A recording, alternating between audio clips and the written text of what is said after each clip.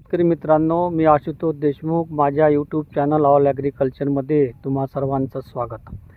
हे जे 3 एकर शेत आपण बघत आहात, हे शेत यावर्षी प्रथमतः मी SRT शेतीवर म्हणजे शून्य मशागतीवर केलेलं आहे. माझं पहिलंच वर्ष आहे आणि याच्यामध्ये मी एक आहे आणि 2 तासं हे सोयाबीनची घेतलेले आहे. आणि सोयाबीनची जी जात आहे ती NRC 292 भारतीय अनुसंधान केंद्र इंदोरद्वारा ही मागच्या वर्षी प्रसारित झाली आणि हिचे पांढऱ्या रंगाचे फुलं आहेत. आणि 2च तास मी याच्यामध्ये यासाठी लावले की माझ्याकडे बियाणं कमी होतं आणि मी तुरीमध्ये सहसा सोयाबीन घेत नाही, तूर मी माळी घेत असतो. म्हटलं एक बेड शिल्लक आहे आणि म्हणून हे जे सॅम्पलचे बियाणं आहे ते मी याच्यामध्ये हे 2 तास लावलेले आहेत.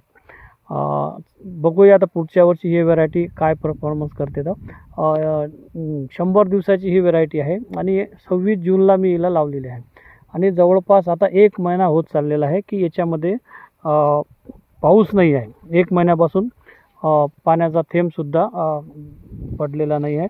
तरीसुद्धा सध्या टिकून आहे, पण उद्या आम्ही याच्यामध्ये स्प्रिंकलरनं पाणी लावण्याचे विचार करत आहे आणि लावणारच आहे.